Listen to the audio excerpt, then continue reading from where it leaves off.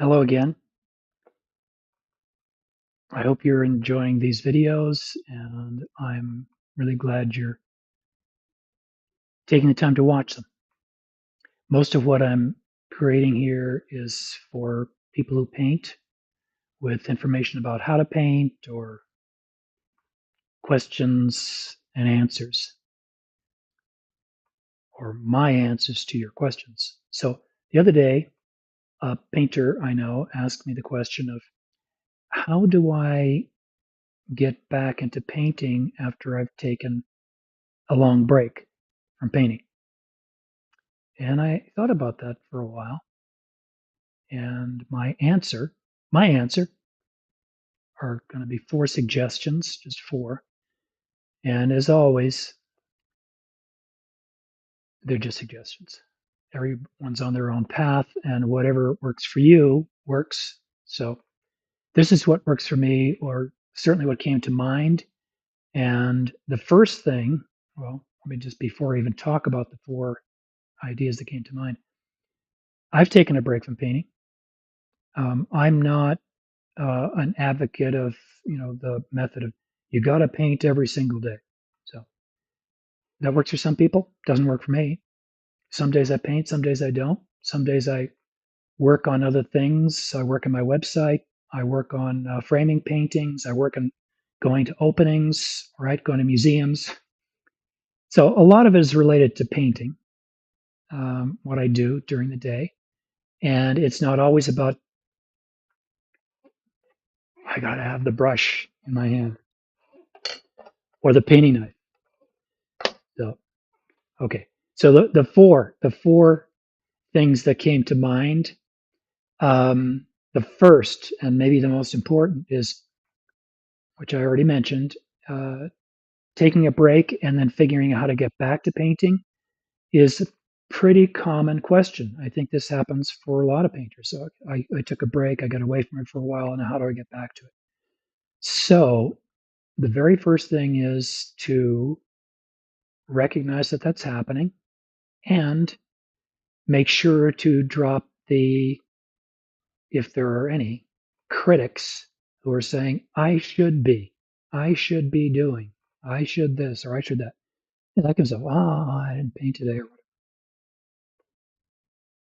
It's okay. I didn't paint today. Life is good. That's one. Two, um, I would suggest that another way to think about painting is the planning of paintings. So maybe I'm walking down the street. Maybe I'm sitting in my chair looking out the window. Whatever I'm doing. While I'm in that process, to be looking around carefully, recognizing that I'm seeing things, and keeping that in mind of, oh, would this work for a painting? Or is there something here I would like to paint? And if you don't paint from life, the other alternative is to just be thinking, what would I paint today? So starting a plan of, I'm going to be painting this at some point in the future. Right now, all I'm going to be doing is prepping, and the preparation I'm doing is in my mind because I think it's true to say that that's where the paintings originate. They don't originate out there, right? They're not out there. The paintings are not actually out there. The paintings are emerging from our own experiences within, even if I'm doing representational painting, right? It's still coming from a place within. So that's two. The third thing is, when you're ready, when you're getting closer to that, I really want to start painting. The easiest thing to do is to not paint and rather start thinking about some of the mechanics of painting, or start into. For example, okay, so I've got this painting box out here, right?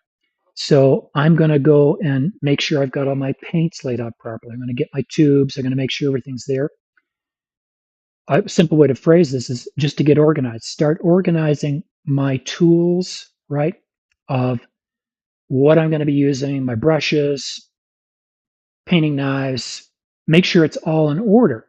I've got it all ready to go so that when I finally do get down to painting, it's all taken care of. The other piece of this, though, too, is that organization is a lot simpler than the creative process for me, anyway. It's like, okay, it's just it's methodical. It's like making a cup of coffee, right? It's like, okay, I'm just prepping the coffee.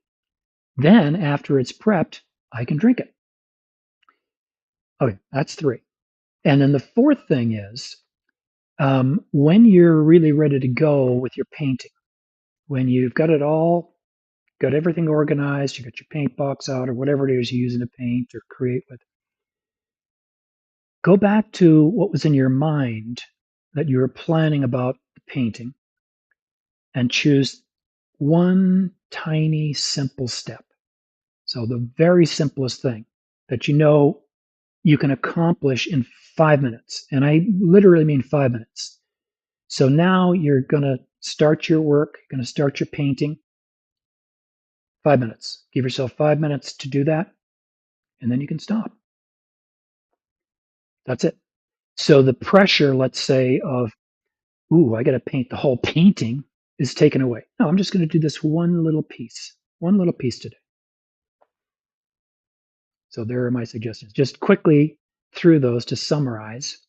The first is to give yourself a break because everybody takes breaks, and that's a good thing.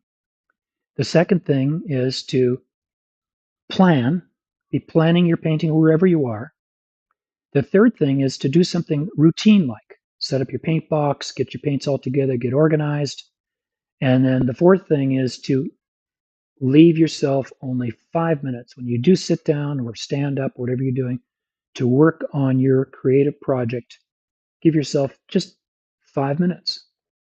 That's it. So they're my four suggestions. Again, they're my ideas. Maybe you'll find them useful. One other thing I'd like to mention, though, is on the getting organized, which I like. I like to be organized, and that's what I'm going to be talking about in an upcoming video of what I do with my paint box down here and how I organize it. Because for me, being organized really facilitates the process of creativity. So that's it for now. If you have any questions or any more questions, I'm really happy to answer these things and create some more videos. So the usual, if you want to know something or you got something on your mind or want to make a comment, drop it right below. Okay. Please enjoy your day, and we will see you next time.